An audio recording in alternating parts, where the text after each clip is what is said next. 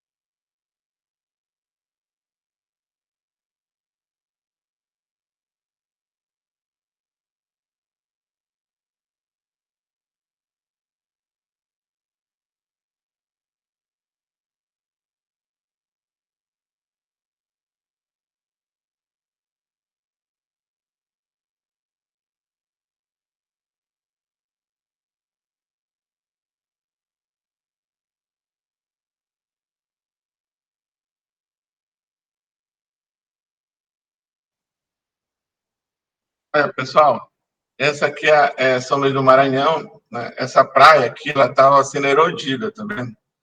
E quando dava as marés grandes, ela atingia aqui a rua.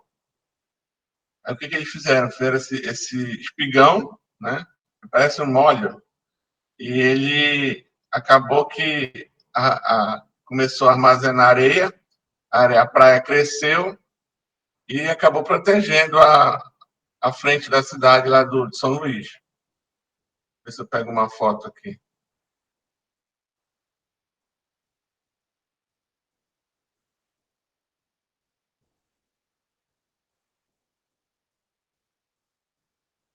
Setor da praia. Deixa eu mostrar uma linha do tempo aqui, uma imagem bem antes.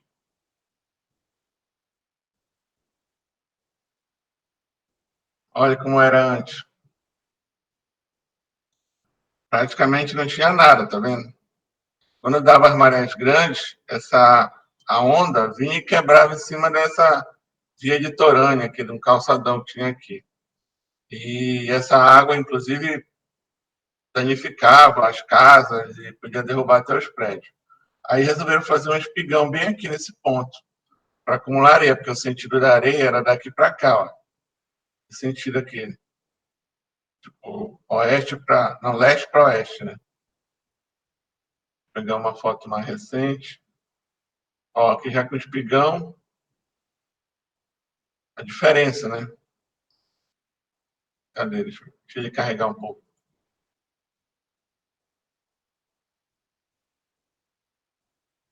Olha a diferença. Como era antes e como está agora. Então, a, eles usaram a areia da praia para poder engordar a praia. Só fizeram esse espigão aqui na ponta. Essa imagem não está nem muito boa, mas. Ó, essa aqui está boa. Então, fizeram esse espigão aqui na ponta e ele começou a acumular areia, né, protegendo a praia indiretamente. Essa praia está fazendo o papel de de um, uma obra de paramento inclinado. Ela força a onda a quebrar na areia. Aí a areia dissipa a onda da praia. Logicamente que vocês estão vendo, com o passar do tempo, essa areia vai passar aqui na frente e vai assorear aqui essa região. Já está acontecendo, na verdade, né? Eu fui lá em São Luís a última vez, essa areia estava passando por cima desse quebra-mar aqui, ó. A areia já estava passando por cima dele. Tá? Na verdade, isso aqui não é nem um quebra-mar, é um espigão. Porque ele não está quebrando. Aqui na frente, sim, ó, é um mole, né? Quer dizer.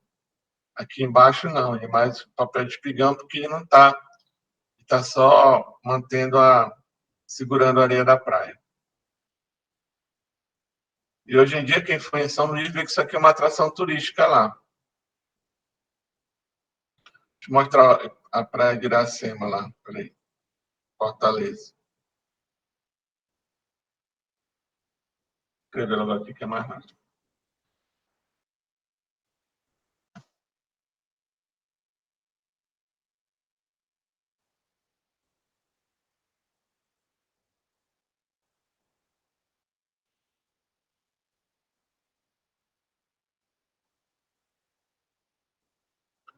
A internet está bem lenta, pessoal.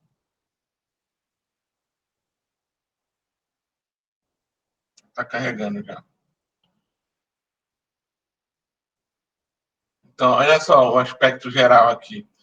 Essa aqui é a praia do futuro, lá em Fortaleza. Então, quando eles começaram a construir esse espigão, ó, e começou a segurar a areia bem aqui, ó. E aí pediu que essa areia entrasse nessa praia que, se eu não me engano, é a praia do... Uma praia até chique lá em Fortaleza, que tem um porto, aí tem essa praia do Mucuripe. Praia do Mucuripe. Você vê que ela tem pouca areia. Então, eles começaram a fazer o espigão, ó, tá vendo? Fizeram um espigão aqui, fizeram outro aqui, para poder engordar essa praia. Ó, fizeram outro aqui, vários espigões para poder engordar essa praia e a areia voltar. Primeiramente, antes de engordar a praia, eles fizeram uma proteção. Tá vendo aqui, ó? Aqui é pedra. Aqui a gente tinha uma tal de ponte metálica lá. A gente cheira de pedra para proteger. Aí fizeram espigão. Está acumulando areia entre eles, ó, tá vendo? Com o passar do tempo, isso aqui vai crescer mais. Aqui já está cumprindo o papel, ó, já tem bastante areia na praia. Enfim, mais areia, que é mais ou menos aquela feirinha. Tudo agora fazendo com espigão. Para poder engordar a praia de novo, né? Porque entre aqui um espigão e o outro, começa a ver o acúmulo de areia. Tá? Já para cá não tem muita areia mais. Ó, cheio de espigão lá no Fortaleza. Para acumular areia. Você vê que a areia ela vem desse lado, tá vendo? O espigão acumula areia e vai retornando à praia.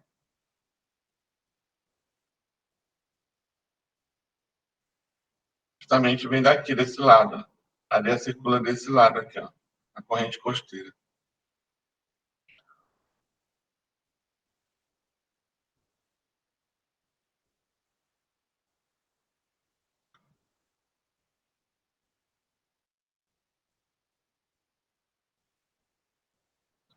Bom, no aspecto econômico, você deve levar em conta os seguintes aspectos.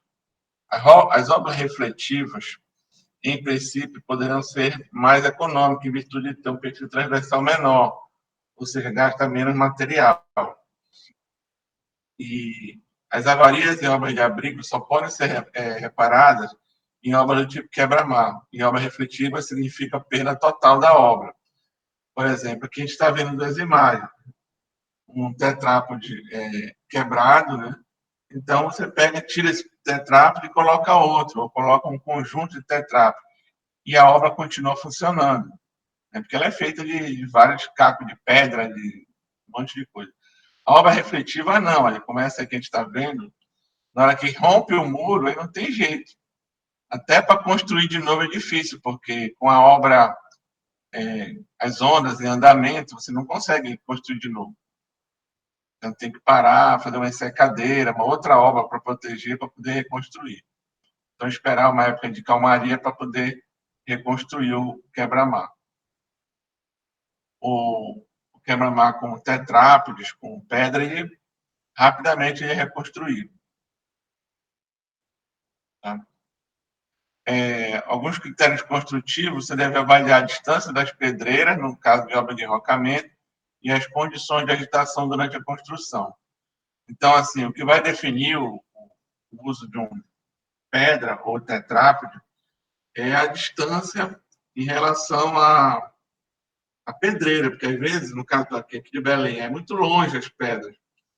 O Pará tem pedra lá para o sul do Pará, mas aqui perto é difícil. Então, às vezes, fica mais caro do que você construir uma obra do tipo um tetrápode, um doulos, fazer uma obra de concreto, tá? Do que buscar longe a pedra. Nesse caso dessa foto aí é pedra mesmo, tá?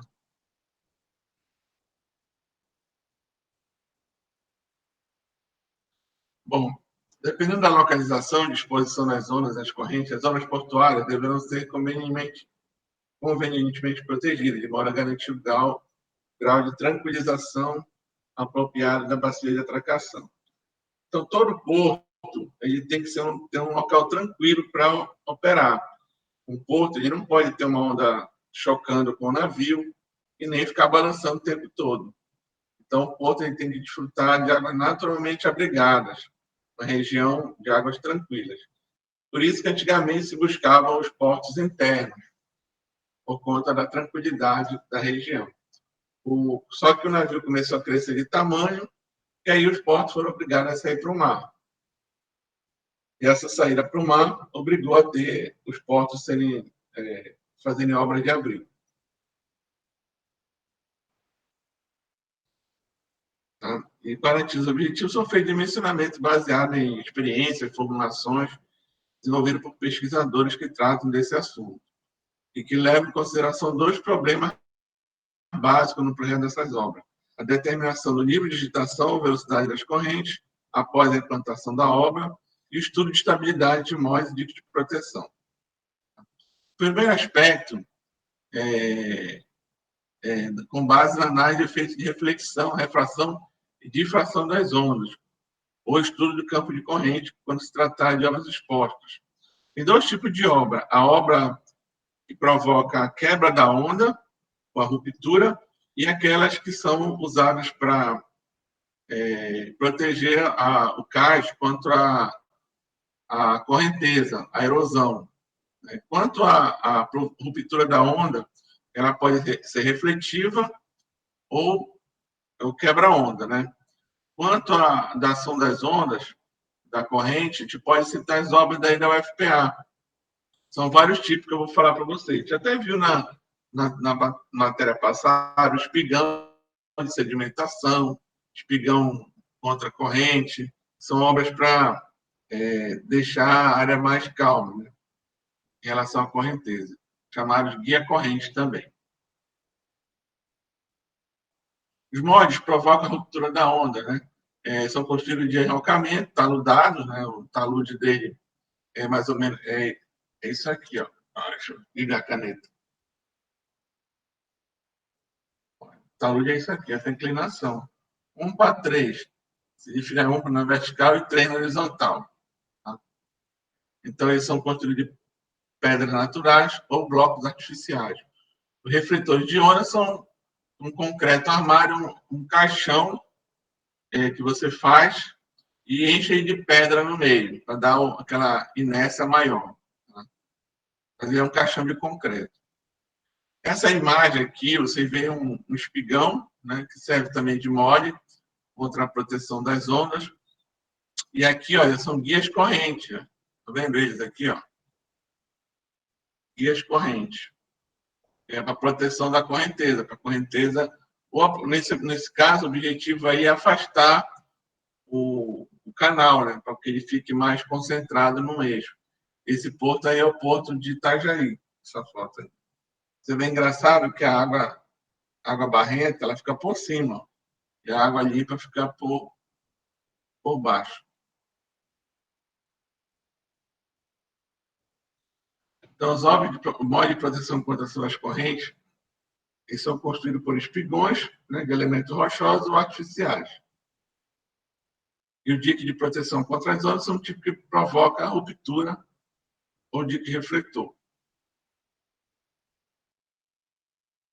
Esse aqui é um molde do tipo quebra-ondas. Tá?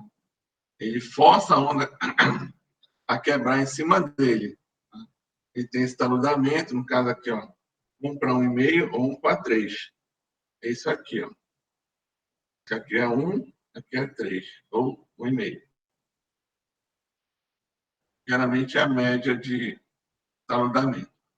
Quanto mais vertical for o taludamento, maior o tamanho da pedra, ou maior o peso da pedra. Quanto mais declive ele tiver, menos íngreme, menor o peso da pedra. Tá? Então, regiões que têm dificuldade de você conseguir pedra, você usa o taludamento menor, né? 1 para 1,5. Tá? Aqui a gente está vendo essa situação. Aqui a onda quebrando, uma margem de litoral, né? Ela quebra, ela propaga ao longo da costa e desce. Nesse caso aqui, ela até tem um dreno para ela entrar, para a água entrar para a parte interna. Esse wave run-up, esse percurso que ela percorre, ela quebra e percorre essa região. Então, isso é projetado também, para a onda bater. Você vê que aqui em cima é grama. Então, dificilmente a onda vai quebrar e vai chegar na grama. Ela vai quebrar aqui e vai andar no máximo até aqui e voltar. É o chamado wave run-up. É quando ela quebra e percorre a distância que ela percorre. Quanto mais vertical, menos energia ela tem de percorrer. Não sei se você lembra daquela a passarela do Tim Maia, lá do Rio de Janeiro, um pouquinho antes das Olimpíadas, deu uma onda grande, a onda percorreu uma pedra e foi atingir a passarela lá em cima.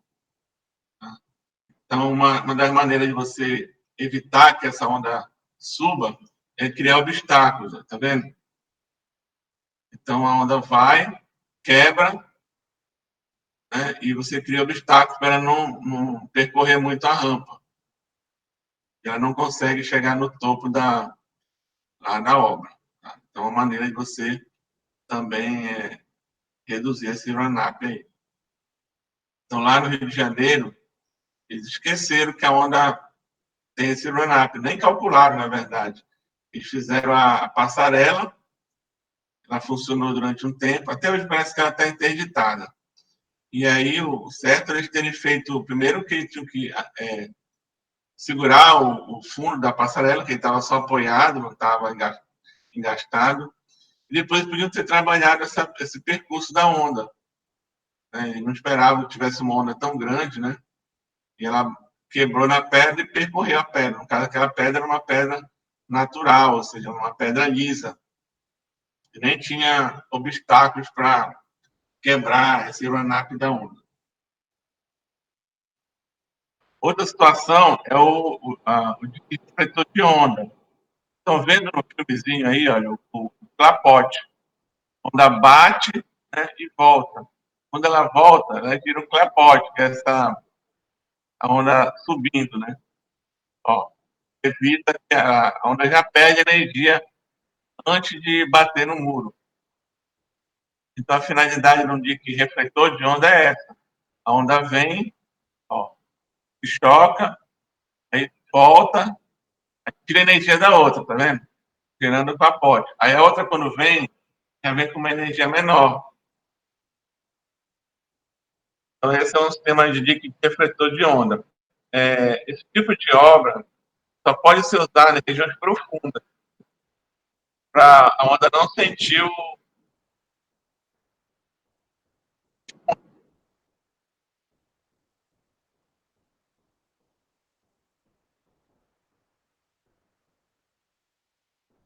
lá atrás, ela está quebrando, tá vendo?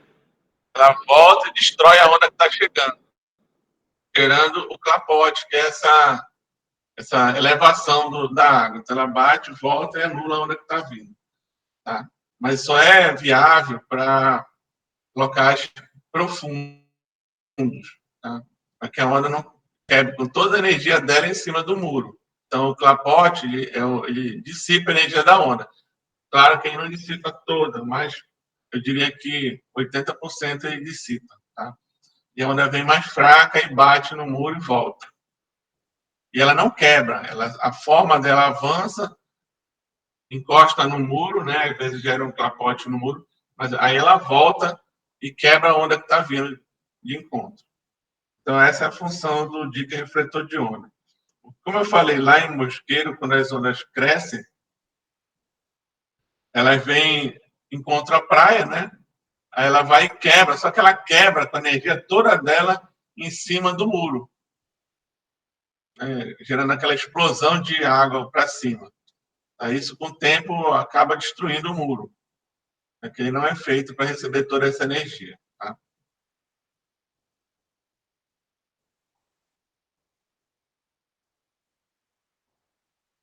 Esses moles, eles têm que ter uma pista de rolamento em cima. Essa imagem aqui da esquerda é o porto de Itajaí de novo, né? Por que tem que ter essa pista de rolamento? Não é só para as pessoas irem lá passear, contemplar. Ela serve também para a manutenção do mole. Então, com o tempo, algumas pedras vão quebrando e você tem que substituir essas pedras. Tá? Então, para isso que você tem essa pista de rolamento. Até mesmo para fazer o mole.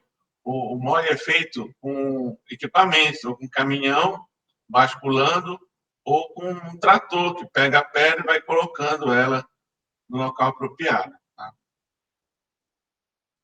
Esse aqui tem em cima do dique uma passarela que é para poder dar manutenção.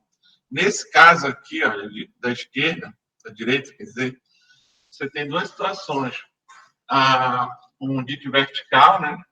A onda quebrando nele, justamente onde que não deveria acontecer, mas eles estão já botaram os espigões para fazer a areia voltar. Com o tempo, essa areia vai voltar e essa água não vai mais chegar no paredão. Tá? Então, eles já se preocuparam em fazer os espigões para acumular areia e afastar as ondas da parede de concreto. Então, esse tipo de coisa que não pode acontecer. Olha, a onda vem e quebra em cima do paredão. Bom, para calcular essas pedras, existe uma fórmula. Tanto a pedra como o bloco artificial, essa fórmula do Hibari-Hudson. Tá? É uma fórmula que foi desenvolvida por esses dois pesquisadores. É claro que tem outras fórmulas. Tá? Tem vários pesquisadores no mundo aí que desenvolveram fórmulas para calcular o peso da pedra. Porque o grande lance aí da proteção de margem é você calcular uma pedra com peso, no qual a onda bata na pedra e a pedra continue estagnada lá, paradona. Tá? Então, essa forma ela é usada para calcular o peso da pedra necessária para você colocar naquele local a onda bate e a pedra não sai do local. Tá? Então, segundo Hibari e Hudson, esse peso mínimo do bloco de enrocamento, que pode ser artificial ou não, tá? Ele é função do coeficiente de estabilidade do bloco naturais ou artificiais, que é tabelado isso, vou já mostrar para vocês. A altura da onda de projeto é elevada ao cubo, ou seja, a maior onda que frequenta aquela região, a densidade do enrocamento em relação à água do mar e o ângulo do taludamento. Tá? Ou seja, quanto maior esse ângulo, menor o peso da pedra. Tá? Vamos lá. Bom, aqui eu tenho os blocos naturais e artificiais. Então, esse KD, que é 0,0148, ele é para blocos naturais, pedras normais, igual essa da foto aqui. O outro, o 0,0187, é para blocos artificiais, no caso, esses blocos aqui. Tá? Que arredondando, dá esse valor aqui, ó, 0,015 para blocos naturais e 0,019 para blocos artificiais. Bom, essa aqui é a figura esquemática de um quebra-mar, né? Então, ou um módulo, tanto faz. Então, você vê que a altura da onda, né, H, e aqui a região que ela quebra, tá? Em cima da região de pedra. Então, aquela fórmula que a gente viu lá é justamente para ela calcula o peso dessa pedra para a onda bater nela e ela não se deslocar. Tá? Então, ele transforma essa... É tipo a força normal, né? A força normal tem que ser igual à força de atrito. Então, você calcula o peso dessa pedra, digamos que ela não, a onda bata nela e não remova. Essa parte interior, ela pode ter outro tipo de pedra, uma pedra menor, tá? Uma pedra com uma granulometria maior. Agora, da carapaça de fora, tem que ser maior. Mais ou menos como está essa figura aqui, ó. A região de choque das ondas, ela varia no nível máximo e no nível mínimo da maré, né? Porque a maré, ela tem o nível máximo e o nível mínimo, ela varia. São poucas regiões do mundo que a maré não varia. É interessante, um dia desse eu até achava que maré variava em todo lugar do mundo, tinha maré. Mas tem determinados locais, por exemplo, um local bem conhecido é a Maldivas, né? Todo mundo já ouviu falar, né? Aquelas ilhas paradisíacas, bonitas. Lá não tem maré. A maré lá é zero. Por isso que dá para fazer aquelas casas no meio do... aquelas palafitas, né, em cima da água. Lá não tem maré. A maré lá é zero. Por uma conformação aí da Terra. Mas a maioria dos lugares tem maré. Belém tem maré, por exemplo, porque Belém, a maré aqui na cidade, nessa região estuarina aqui do Pará, dá em torno de 2,80, 2,50, chega a 3 metros nessa época de maré de equinócio. Então, a gente tem variação de maré. Então, essa região aqui, ó, seria a maré máxima e a maré mínima. Então, nessa região de maré máxima e maré mínima, eu tenho que fazer uma carapaça maior, mais espessa, que é a região que vai ser atingida pelas ondas. Na parte inferior, eu posso ter uma carapaça menor, mais estreita, para economizar pedra, até pedras menores.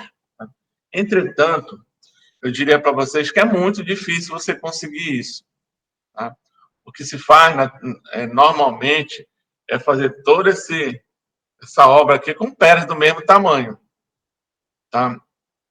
E essa situação seria a ideal, né? Mas é muito difícil eu conseguir isso numa obra. Na hora que eu começo a botar essas pedras menores no núcleo, eu acabo, até chegar nas pedras grandes, as menores já foram embora. Tá? Então, o normal é eu fazer uma pista e basculando o caminhão, olhando de cima, mais ou menos como a gente fez ali o Portal da Amazônia. Aquela obra ali eu trabalhei nela, na época do enrocamento de pedra e da dragagem. Então, a caçamba chegava de ré, ia basculando, ia formando as pedras aqui. E ela ia andando por cima das pedras, da via que ela mesma construía. Então, ia basculando e o mole ia avançando. Só que aquele mole lá do Portal da Amazônia é um mole contra a ação das correntezas, não é contra a ação das ondas. Então, o tamanho da pedra lá é menor. Também tem uma fórmula para isso que a gente vai mostrar daqui a pouco para vocês. Essa espessura, ela pode ser calculada. Essa espessura é essa aqui, ó. Ela pode ser calculada conforme a carapaça que você está construindo. Só que, como eu falei para vocês, é muito difícil eu fazer essa obra separando. Minha garganta está falhando. Separando essas carapaças aí. Mas existe uma forma para determinar a espessura, que é 3 vezes a raiz cúbica de P sobre a densidade do enrocamento, tá? Ou peso específico do enrocamento. E essa medida ela vai diminuindo conforme a profundidade, né? Ela pode variar. É 1, é 2 e é 3. Tá? Eu posso ter um é para cá, ou é 1, um é 2 e um é 3. Tá? Ou seja, eu vou ter níveis diferentes de espessura. Com isso, eu posso economizar as pedras. Mas, assim, teoricamente, isso é bonito e explicável. Porém, na prática, é muito difícil você alcançar esse nível de precisão. Eu acho que essa foto aqui embaixo, tentar ampliar ela.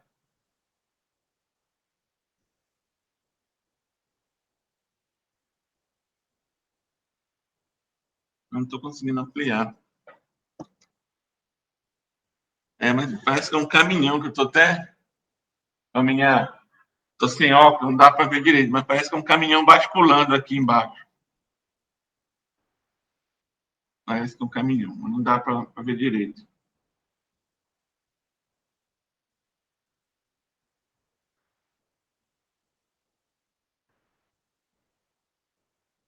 Vou ligar a caneta aqui. Bem aqui, ó, parece que é um caminhão basculando, formando aí o espigão, tá? Bom, essas obras, as refletoras, elas são construções em concreto, né? Isso aqui é um caixote de concreto, onde eu encho ele de pedra aqui dentro para dar mais inércia para ele. Quando essa onda quebra, ela vem, né? Não sente o fundo, ela bate e volta e cria o clapote.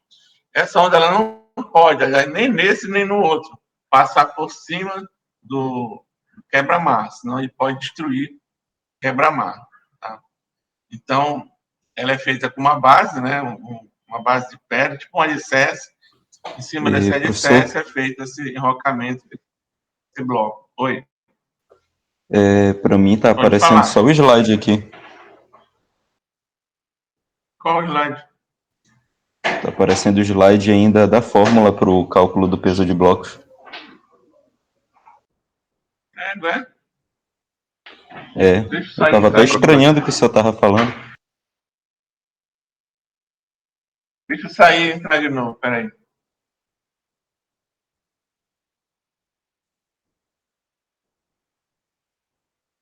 Quando for assim, vocês me avisam, senão eu vou ficar falando igual Lésio. Tá tudo bem.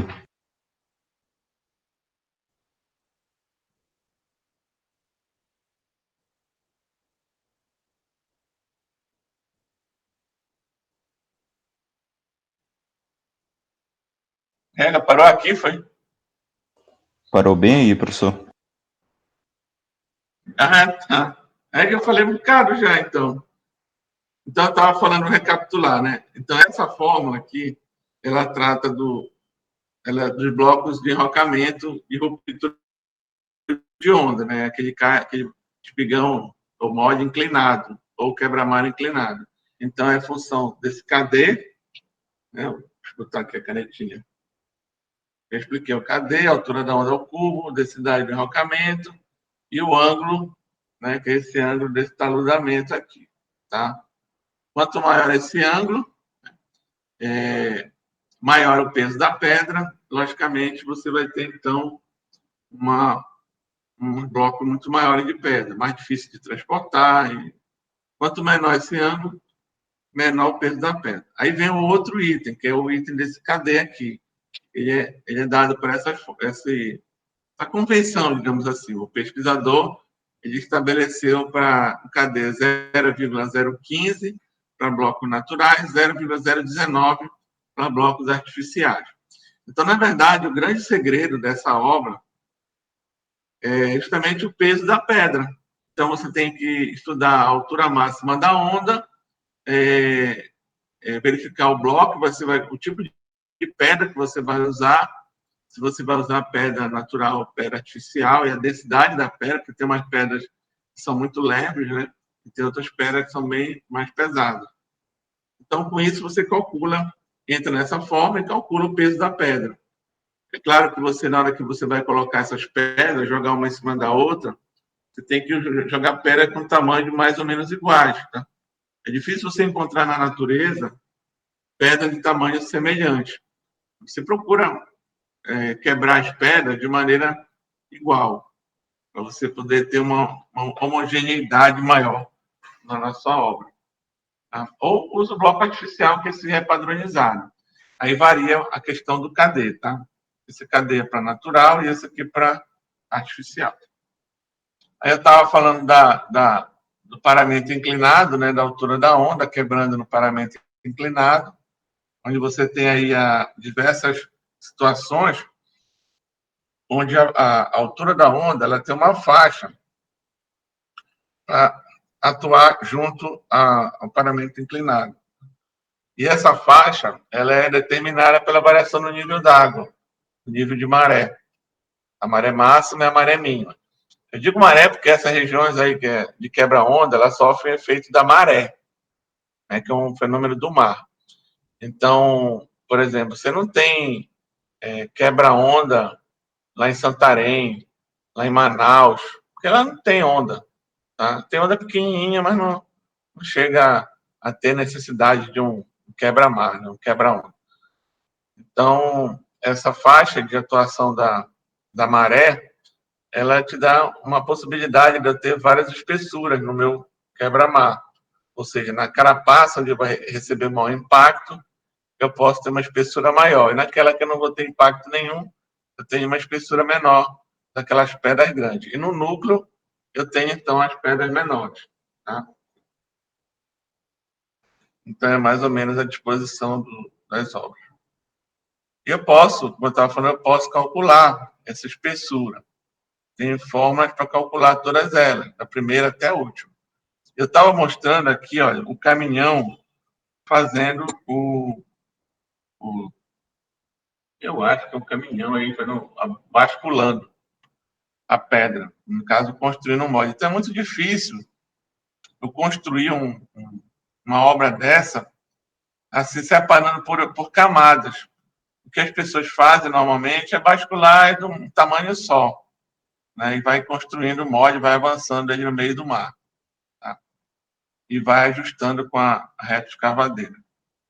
Mas tem que ter uma pista de rolamento em cima, para poder construir e depois dar manutenção nesse quebra-mar.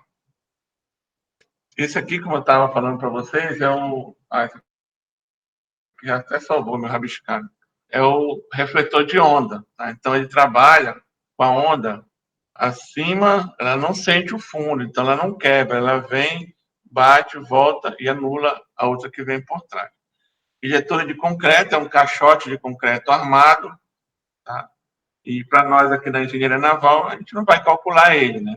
O outro até dá para calcular, mas esse aqui é mais do engenheiro civil, que faz o cálculo com concreto armado, enfim. Então, as dimensões de um dique refletor de onda, ele deve levar em conta as seguintes condições. Pressão das ondas estacionárias de clapote, a subpressão da base e peso submerso, diversos componentes da construção, a profundidade mínima do fundo e da base de enrocamento, de maneira que ele não faça a onda sentir o fundo, né? E a elevação máxima da crista do dique, ou seja, para evitar que a água passe por cima dele, tá? Então, ele tem que ter uma resistência para receber o choque da onda, ter uma altura para fazer com que a onda não sinta o fundo e uma altura também para não deixar a onda ultrapassar a parte de cima dele. Tá? Então, a profundidade mínima do fundo deve ser igual a maior do que 4 vezes a amplitude da onda. E a nível acima do enrocamento, 3 vezes a amplitude da onda. O enrocamento é aquela base, né, que é feita para colocar tipo alicerce da obra de proteção. O outro tipo de mole é a contração das correntes. A principal diferença do mole e contração das correntes é justamente evitar que a correnteza arranque as pedras. Né? Já o do mole, do quebra-mar, é evitar que a onda, ao ela quebrar em cima do quebra-mar, essas ondas não precisam retirar a pedra, não devem retirar a pedra. Então, a pedra tem que ter um peso de maneira que quando ela quebra em cima dela e não mexa a pedra. Da corrente, não. Ela tem que ter um peso de maneira que ela não seja arrastada pela correnteza. Né? Essa é a principal diferença. Tá? Ou seja, a força de atrito ela tem que ser igual ao coeficiente de atrito e o peso da pedra. Tá? Então, a igualdade dessas forças faz com que a pedra não saia do lugar. Tá? Então, a força hidrodinâmica da água tem que ser igual à força de atrito da pedra sobre o leito. Né? Então, esse é o segredo. E também, o Sbach, ele fez uma fórmula para calcular isso. Vamos pular isso aqui, só para calcular que esse K da fórmula é para rocha de perfil triangular e rocha de perfil alongado. Ele só separou isso. E ele calculou também o peso dela. Inclusive, essa fórmula dos baixos, eu usei na época para calcular o peso lá da pedra do Portal da Amazônia. Tá? Então, a gente teve que ir lá calcular a velocidade da correnteza, na maré alta. Inclusive, essa velocidade máxima, ela acontece mais ou menos 1 hora antes da pré-mar. Na pré-mar, a água está parada, então eu tenho que medir a velocidade. Por exemplo, se a pré-mar dava meio-dia, eu tinha que começar a medir 10 horas da manhã, até 11 horas, mais ou menos, que é onde a velocidade é mais alta. Depois a velocidade começa a diminuir. Tá? E então a gente foi lá e mediu, foi até com o professor Blanco que eu fiz esse trabalho, a gente mediu a correnteza lá, deu 2,7. E aí, eu entrando com a velocidade da corrente, 2,7 metros por segundo, tá? Aí, eu entrando com essa velocidade aqui, ó, eu calculei o peso da pedra, né?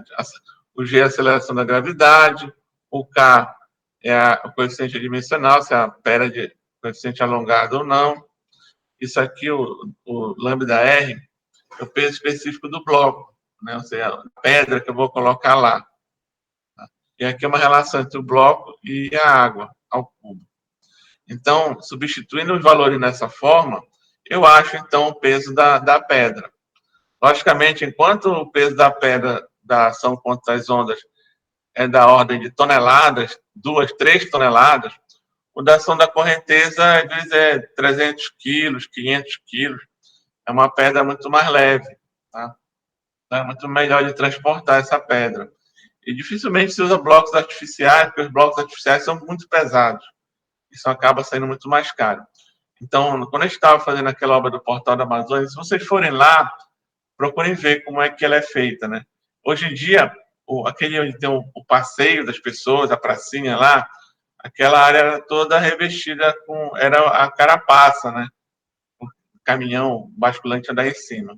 Aí já fizeram uma passarela e tal, então lá foi feito o enrocamento de pedra, que tinha 2 finalidades.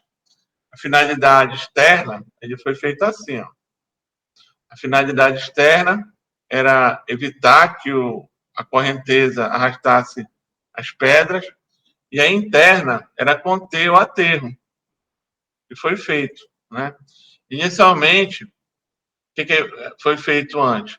Botamos uma lona, uma Oi, camada professor? de tecido, tipo um feltro, Professor? depois foi feito o aterro. Diga.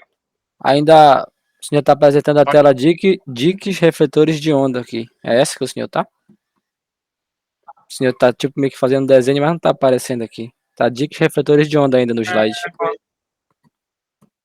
Putz. Eu acho que a internet deve estar meio ruim, que de vez em quando trava também o seu vídeo. Pode ser mesmo. A minha internet está ruim aqui.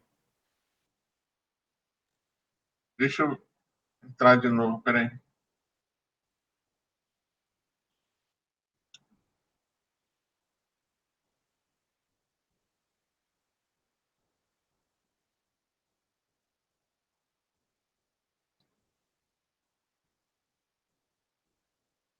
Eu não vou apresentar em tela cheia, tá? Acho que esse fica mais leve assim. Estão vendo agora? Dá pra ver. Mod de proteção condição da corrente, né? Então, o que eu Isso. estava falando, que esses mods, o segredo dele é calcular o peso da pedra também. Só que essa pedra, esse peso da pedra é de maneira que a força da correnteza, a força hidrodinâmica da corrente, ela não arrasta a pedra. Então, é força igual a μ vezes o peso da pedra. É μ vezes a normal, digamos assim. Aquela formação que a gente aprendeu lá na Física 1. Né? Então, a gente usa a mesma formulação para isso. E esse cara aqui, o Sbach, ele fez essa formulação aqui, tá? Onde a densidade de enrocamento, a velocidade ao quadrado, sobre um K, esse K é o K da rocha triangular e o da rocha alongada. Tá? 2 vezes a aceleração da gravidade, aqui uma relação entre a densidade de enrocamento e a da pedra, da água, quer dizer. Bom, aí ele desenvolveu essa fórmula, que eu estava riscando todinha ela, tá? Enquanto vocês não me avisavam. Então, essa fórmula aí, ela calcula o peso P da pedra. Ó, este peso P aqui. Estão vendo ela aí? Hein, Tô vendo, pessoal? professor. Tô vendo. Tá. Então, essa fórmula, ele me calcula o peso da pedra, tá? Essa fórmula que é deduzida aqui nessa outra imagem. Então, essa fórmula, inclusive, foi que eu usei na época para calcular o peso da pedra lá do portal da Amazônia. Então, a gente entrava lá com a velocidade, eu estava falando que eu fui fazer uma medição lá no meio do rio, né? Eu e o professor Blanco, para poder encontrar a velocidade da pedra, né? Que a gente vai usar na fórmula. E aí, o que aconteceu? A gente encontrou 2,7 metros por segundo. Então, a gente usou 2,7 metros por segundo aqui, ó, elevado à sexta potência. Só que junto à margem, ali a velocidade ela é menor, na verdade, né? A água corre menos junto à margem. Só que a gente não queria correr esse risco, a gente acabou usando essa velocidade maior, ou seja, então as pedras lá ficaram até mais pesadas do que deveriam. Então essa pedra lá, ela fez aquele papel, como eu estava desenhando aqui, ó, vou desenhar de novo aqui embaixo. Então essas pedras ficaram aqui na carapaça, ela serviu para evitar o deslocamento da correnteza, e aqui a parte interna, ela professor, serviu para conter a... Oi. não tá aparecendo nenhum senhor desenhando, não. Tá só a fórmula. Tá só a fórmula tudo riscada aqui, a do P, lambda R, vezes π sobre 6 e tal. Apareceu agora? Ah, agora. É engraçado, eu tenho que fazer nessa imagem. Aquela imagem da tela cheia, ela não está fazendo direito. Então, assim, só que aqui não dá para desenhar, eu acho. Peraí, vou tentar aqui. Não dá para desenhar. Sendo tela cheia. Vou mostrar aqui com o mouse, então. Então, assim, ali no portal da Amazônia tem aqui as pedras, tá? E aqui essa pedra é só para evitar a correnteza. Por dentro do quebra-mar, do quebra-corrente, né? Aí eu tenho que botar um lençol aqui de pano. No caso, a gente usa um material especial, que é o geotêxtil, tipo um filtro. E depois eu ponho o aterro nessa parte interna. Por que o filtro? Justamente para a areia não fugir por entre as pedras. Tá? Então, foi feito dessa maneira lá. E a forma que a gente usou para calcular o peso da pedra foi exatamente essa daqui. Tá? Então, o grande segredo lá, no caso, é você encontrar a velocidade da correnteza. Encontrando a velocidade da correnteza e estimando mais ou menos uma densidade da pedra, você consegue calcular o peso da pedra de maneira que a correnteza não remova a pedra. Tá?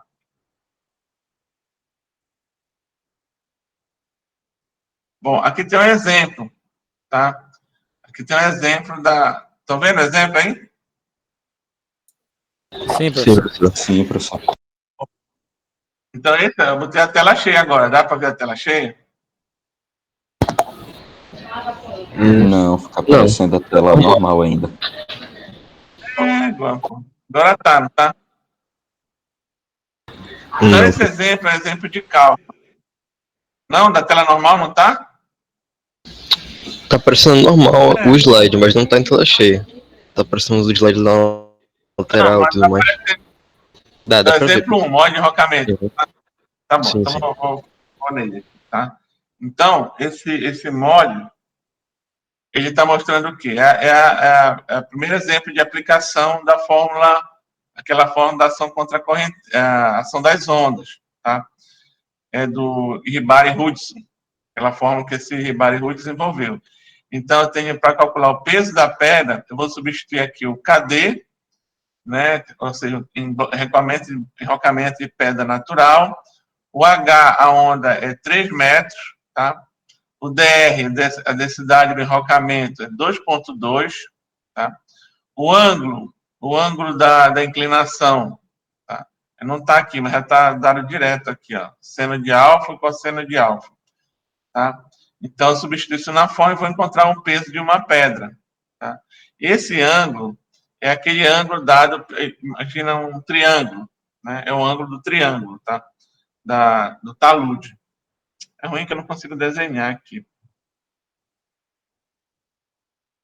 Me quebrou esse negócio agora. Esse ângulo aqui, ó. Estão vendo aí? Hein, pessoal? O desenho que eu fiz? Aqui não, professor. Não, não. Mas eu acho Não. que se o senhor desenhar e depois tirar da tela cheia, o desenho fica. Aí a gente Ah, enxerga, é? só que só depois, a gente não vai ver o senhor fazendo. Ah, tá. Ficou, né? Acabou em cima do negócio. É, Ficou, tá dá pra ver o estranho risco. isso. Não acontecia isso. Internet. Deixa eu ver com a internet que eu tô aqui.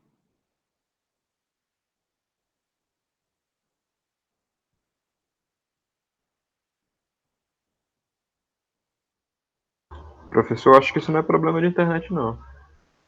Não, é? Eu acho que não. Deve Eu ser acho que... algum bug que deu aí no PowerPoint que não tá pegando a tela cheia, o resto tá tudo normal. Pois é. Que porcaria é essa? Esse é um problema, porque eu uso muito isso. Esse problema eu ia até resolver para você, mas assim não dá para resolver como é que eu vou escrever. Bom, mas vamos tentar aqui, com ele pronto já, né? Então, aqui eu tenho o alfa, que é o ângulo da inclinação do talude. Esse ângulo aqui era para eu ter dado um ângulo, né? Já saiu direto aqui um ângulo de 25 graus, 30 graus, por aí assim. Aí você acha o cosseno do ângulo, né? Ou no caso aqui é 1 para 2,5. Né? Então, 1 na vertical e 2,5 na horizontal. E aí você acha o ângulo, tira o seno do alfa e o cosseno do alfa. Tá? Joga na forma e vou sair com peso. No caso, deu 2,98 toneladas força. Então, isso aí é aplicação direta da forma. Tá?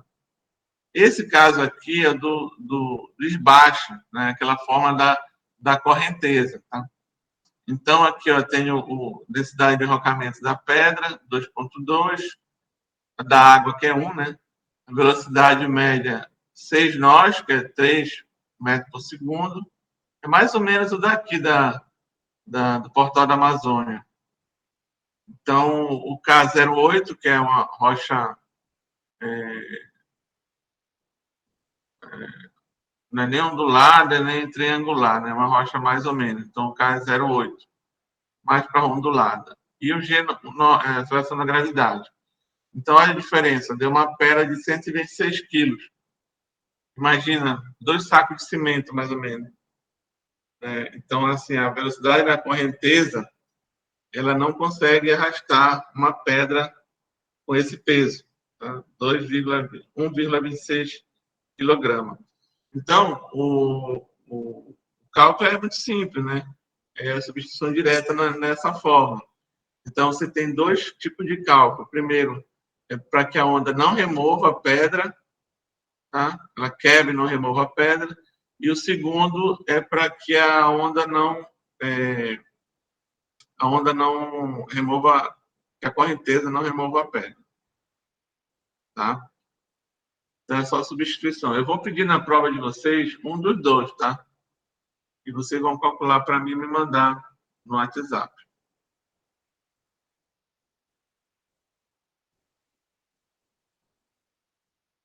Bom, ainda falando de layout, eu estou falando do layout aquaviário do porto, tá? Então, obras internas de acostagens são utilizadas para acostagens do navio, né?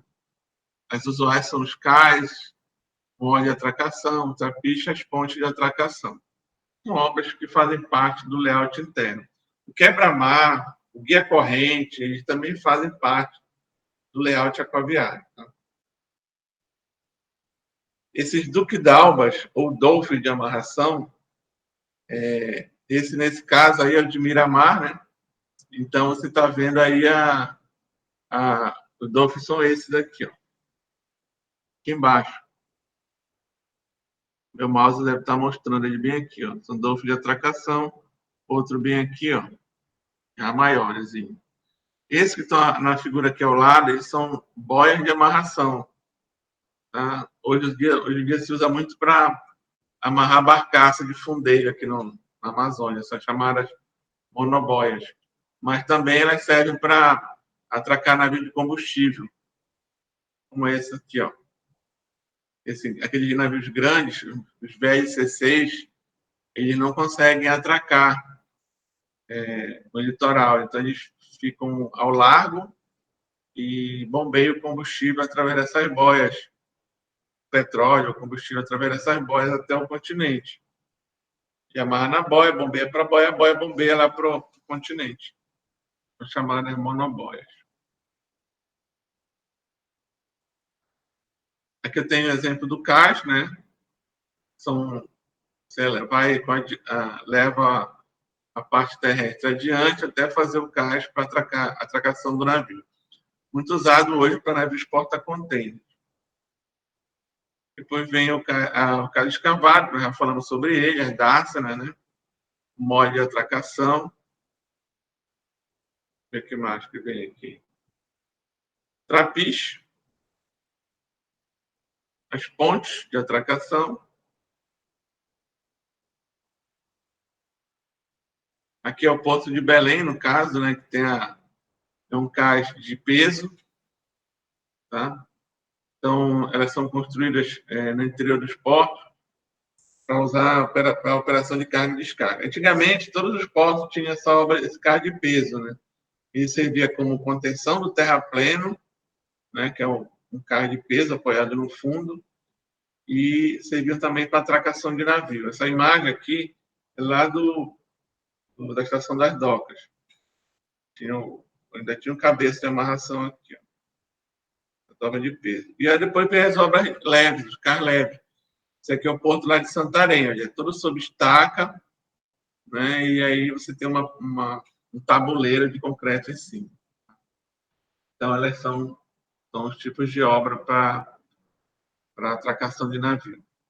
E essas obras, elas têm alguns esforços solicitantes na subestrutura, que é a sobrecarga do ficas ou móveis, né, em cima do muro, o terrapleno, o empuxo do terrapleno sobre o muro, né, o empuxo dele pressionando o muro, a pressão hidrostática da água do mar ou do rio para cima do terrapleno, as subpressões causadas pela própria força do terrapleno, o esforço do navio contra as amarras, ou seja, O navio ele puxa o cabeça, então também é outro esforço na estrutura. O choque do navio contra a obra costal e o peso da estrutura. Tudo isso compõe os esforços que são usados na estrutura. Essas aqui são as sobrecargas. Cada caixa ele tem uma sobrecarga. Por exemplo, a laje da casa de vocês, se a casa de vocês tem 2 andares, ela é calculada com uma sobrecarga. Geralmente, laje de casa, de edifício também, né, de moradia, ela é calculada para 300 quilos por metro quadrado. Já um cais de porto, já como ele passa equipamentos pesados, armazena algumas cargas em cima do cais, e são em torno de... Cada tipo de cais tem uma sobrecarga, né? Então, aqui você tem um cais de saneamento 1 tonelada por metro quadrado, cais comercial 2 toneladas, minério 5, militar 6, enfim. Aí vai, com cada tipo de cais, tem um tipo de sobrecarga na estrutura que vai te orientar no dimensionamento daquela estrutura. O Porto de Vila do Conde, nós estabelecemos lá o T1002, foi um projeto que nós fizemos aí na universidade, a sobrecarga dele foi de 15 toneladas por metro quadrado. Por quê? Porque lá, na época, iam armazenar as placas de ferro que vinham lá da Alpa, lá de Marabá. Então, nós tínhamos que fazer um estoque em cima do porto. Então, a gente calculou lá uma sobrecarga de 15 toneladas por metro quadrado. Então, isso é uma base para você ter na hora de calcular a laje. Isso é mais afeta a engenharia civil, né? Muito afeta a nós da engenharia naval.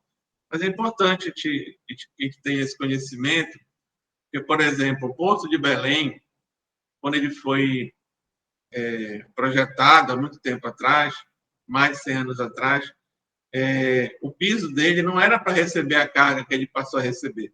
Se a gente for lá no Porto de Belém fazer uma visita, vocês vão ver que o piso é todo quebrado do porto e afundado também. Então, por quê? Ele foi projetado para receber uma carga de baixo peso, né? Antigamente era o estivador que levava o saco de farinha, de concreto não, de soja, enfim, de trigo na costa. Então, ele não pesava muito. Hoje em dia, uma empilhadeira consegue levar 3 toneladas de carga.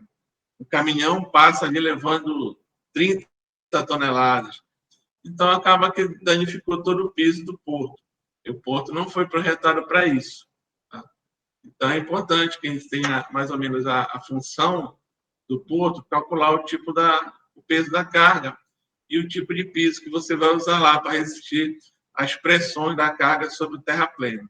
Tá? Então, tudo isso é importante, esse conhecimento. Então, essa tabelinha aí vem nos mostrar isso. Essa questão anterior que eu falei do carro de peso, o carro leve, isso foi até uma questão que caiu num concurso, eu acho, da ANTAC, ou do DENIT, não me lembro agora, em que eles perguntavam lá, para dar um exemplo de um carro de peso, para diferenciação, né? De um carro de peso ou um carro leve.